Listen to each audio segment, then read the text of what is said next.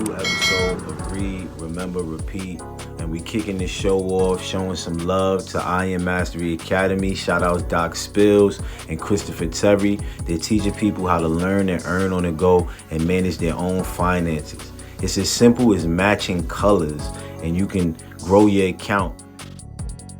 This is needed for the community and definitely for the culture. I said, surround your mind with greatness. Some of it will rub off. This is my office. This is where I start my day. And every day I read something. Form a habit of reading every day. It's about Proctor. My goal. And I love what you're doing as far as the read, remember, repeat, because that's imperative, man. And always, always, always, family, remember this. Read, remember, and repeat. Welcome, gang. Welcome to the night show. Like Travis Scott says, everything is lit at the night show. You know what I mean? So I like to say that, you know what I mean? It's funny to me. Everything is lit at the night show. But we going in, right? Read, remember, repeat. I'm glad you guys are back, my Read, remember, repeaters. And we going back in on the power of awareness, Neville Goddard. And we on chapter 2, so there's 27 chapters, right? We did this together, right? And I'm proud to do this with y'all, you know what I mean? This isn't for me, this is for you, right? If you woke up and you heard this today, it was for you. If you bumped across this, it was for you. So, without further ado, I'm just being, the vessel to be able to push this through to the culture. Without further ado, chapter 22, let's go, persistence. And he said unto them, which of you shall have a friend, and shall go unto him at midnight, and say unto him, friend, lend me 3 loaves, for a friend of mine in his journey is come to me, and I have nothing to set before him. And he from within shall answer and say, trouble me not, the door is now shut, and my children are with me in bed. I cannot rise and give thee. I say unto you, that though he will not rise and give him, because he is friend, yet because of his importunity, he will rise and give him as many as he needeth. And I say unto you, ask and it shall be given you. Seek and ye shall find. Knock and it shall be opened unto you. Luke 11:5-9. There are 3 principal characters in this quotation. You and the 2 friends mentioned. The first friend is a desired state of consciousness. The second friend is a desire seeking fulfillment. 3 is the symbol of wholeness, completion. Loaves symbolize substance. The shut door symbolizes the senses which separate the seen from the unseen. Children in bed means ideas that are dormant. Inability to rise means a desired state of consciousness cannot rise to you. You must rise to it. Importunity means demanding persistency, a kind of brazen impudence. Ask, seek, and knock mean assuming the consciousness is already having what you desire. Thus the scriptures tell you that you must persist in rising to it, assuming the consciousness of your wish already being fulfilled. The promise is definite that if you are shameless in your impudence and assuming that you already have that which your senses deny, it shall be given unto you. The desire shall be attained. The Bible teaches the necessity of persistence by the use of many stories. When Jacob sought a blessing from the angel with whom he wrestled, he said, I will not let thee go, except thou bless me. Genesis 32:26. When the Shunammite sought the help of Elisha, she said, as the Lord liveth, and as thy soul liveth, I will not leave thee. And he arose and followed her. 2 Kings 4:30. The same idea is expressed in another passage. And he spake a parable unto them, that men ought always to pray and not to faint, saying, There was in a city a judge which feared not God, neither regarded man, and there was a widow in the city. And she came unto him, saying, Avenge me of mine adversary. And he would not for a while. But afterward he said within himself, Though I fear not God, nor regard man, yet because this widow troubled me, I will avenge her, lest she weary me by her continual coming. Luke 18:15. The basic truth underlying each of these stories is that desire springs from the awareness of ultimate attainment, and the persistence in maintaining the consciousness of the desire already being fulfilled results in its fulfillment. It is not enough to feel yourself into the state of the answered prayer. You must persist in the state. That is the reason for the injunction. Man ought always to pray and not to faint. Luke 18:1. Here, to pray means to give thanks for already having what you desire. Only persistency in the assumption of the wish fulfilled can cause those subtle changes in your mind, which result in a desired change in your life. It matters not whether they be angels, Alicia, or reluctant judges. All must respond in harmony with your persistent assumption.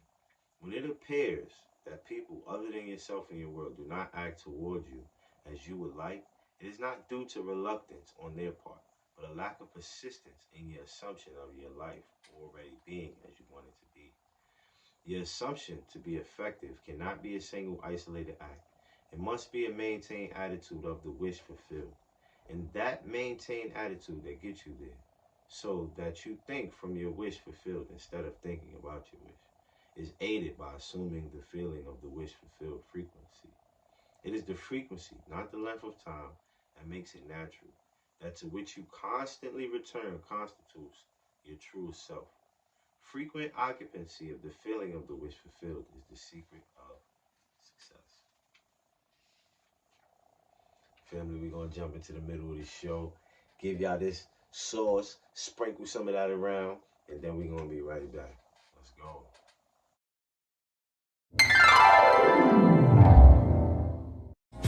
I was driving down the street with my mother, and she looked at me and she said to me, "You see every building around here, every car around here, everything that's around here?" She said, "It all started with one person, with one idea that took one action."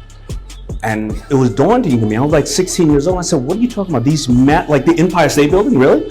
She said, "One person, one idea took one action, and you can do it." I was driving down the street with my mother, and she looked at me and she said to me, "You see every building around here, every car around here, everything that's around here?" She said, "It all started with one person, with one idea that took one action."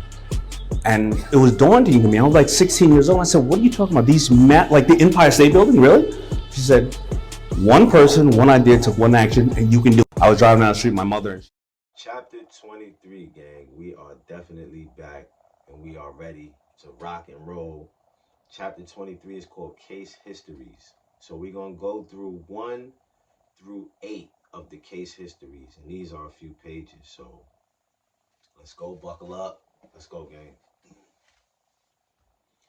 It will be extremely helpful at this point to cite a number of specific examples of the successful application of this law.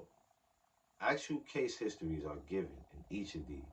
The problem is clearly defined, and the way imagination was used to attain the required state of consciousness is fully described.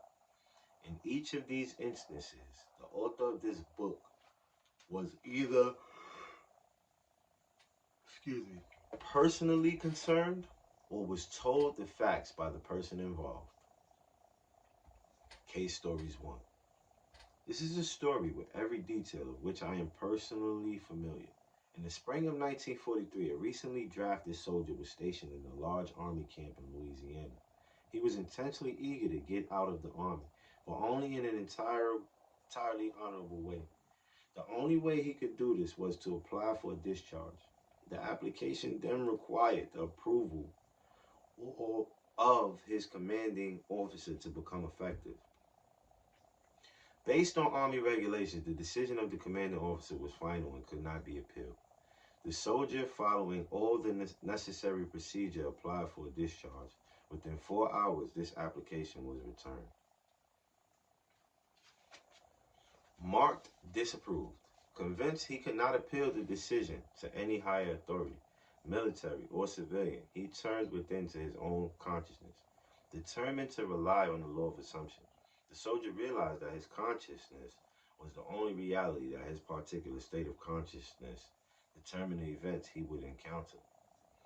That night, in the interval between getting into bed and falling asleep, he concentrated on consciously using the law of assumption. In imagination, he felt himself to be in his own apartment in New York City. He visualized his apartment.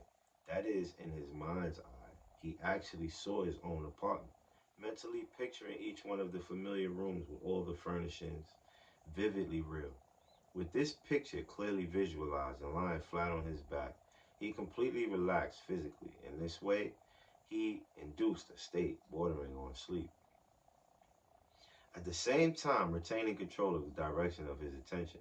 When his body was completely immobilized, he assumed that he was in his own room and felt himself to be lying in his own bed. A very different feeling from that of lying on an army cot. In imagination, he rose from the bed, walked from room to room, touching various pieces of furniture. He then went to the window and, with his hands resting on the sill, looked out on the street on which his apartment faced. So vivid was all this in his imagination that he saw in detail the pavement, the railings, the trees, and the familiar red brick of the building on the opposite side of the street. He then returned to his bed and felt himself drifting off to sleep. He knew that it was most important in the successful use of this law that at the actual point of falling asleep, his consciousness be filled with the assumption that he was already where he wanted to be. All that he did in imagination was based on the assumption that he was no longer in the army. Night after night, the soldier enacted this drama. Night after night, in imagination, he felt himself honorably discharged, back in his home, seeing all the familiar surroundings and falling asleep in his own bed. This continued for 8 nights. For 8 days, his objective experience continued to be directly opposite to his subjective experience in consciousness each night. Before going to sleep, on the 9th day, orders came through from battalion headquarters for the soldier to fill out a new application for his discharge. Shortly after this was done, he was ordered to report to the colonel's office. During the discussion, the colonel asked him if he was still desirous of getting out of the army. Upon receiving an affirmative reply, the colonel said that he personally disagreed, and while he had strong objections to approving of the discharge, he had decided to overlook these objections and to approve it. Within a few hours, the application was approved, and the soldier, now a civilian, was on a train bound for home. Case story 2. This is a striking story of an extremely successful businessman demonstrating the power of imagination and the law of assumption. I know this family intimately, and all the details were told to me by the son described herein. The story begins when he was 20 years old.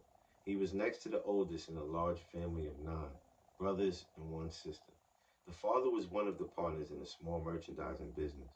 In his 18th year, the brother referred to in this story left the country in which they lived and traveled 2,000 miles to enter college and complete his education shortly. After his first year in college, he was called home because of a tragic event in connection with his father's business. Through the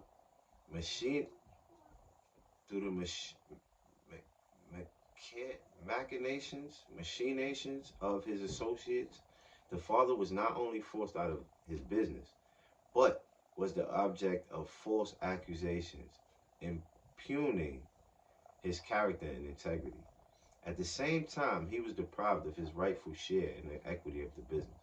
The result was he found himself largely discredited at almost penniless. It was under these circumstances that the son was called home from college.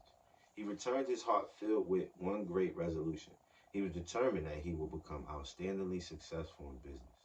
The first thing he and his father did was to use the little money they had to start their own business. They rented a small store on a side street not far from the large business of which the father had been one of the principal owners.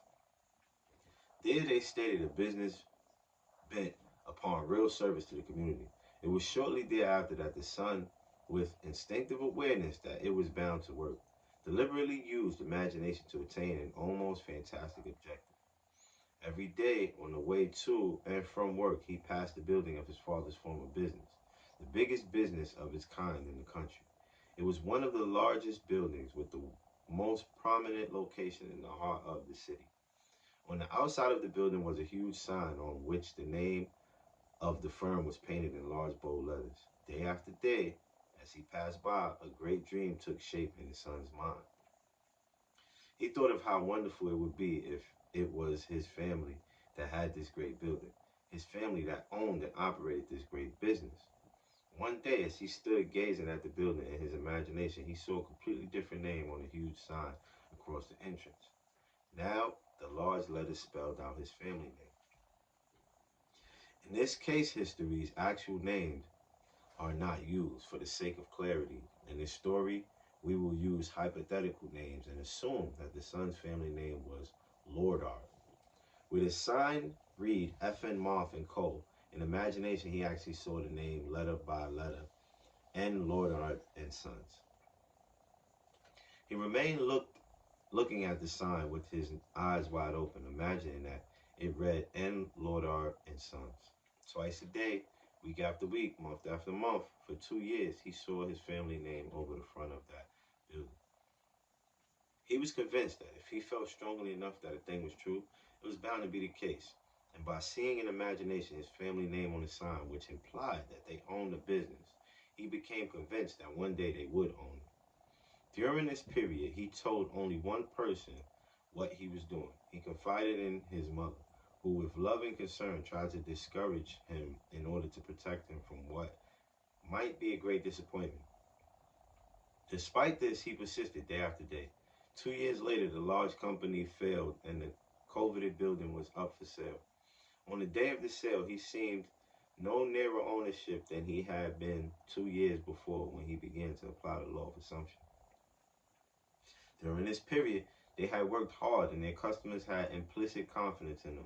However, they had not earned anything like the amount of money required for the purchase of the property, nor did they have any source from which they could borrow the necessary capital. Making even more remote their chance of getting it was the fact that this was regarded as the most desirable property in the city, and a number of wealthy business people were prepared to buy it. On the actual day of the sale, to their complete surprise, a man, almost a total stranger, came into their shop and offered to buy the property for them. Due to some unusual conditions involved in this transaction, the son's family could not even make a bid for the property. They thought the man was joking. However, this was not the case. The man explained that he had watched them for some time, admired their ability, believed in their integrity, and that supplying the capital for them to go into business on a large scale was an extremely sound investment for him. That very day, the property was theirs. What the son had persisted in seeing in his imagination was not a reality. The hunch of the stranger was more than justified. Today, this family owns not only the particular business referred to, but owns many of the largest industries in the country in which they live. The son, seeing his family name over the entrance of this great building, long before it was actually there, was using exactly the technique that produces results.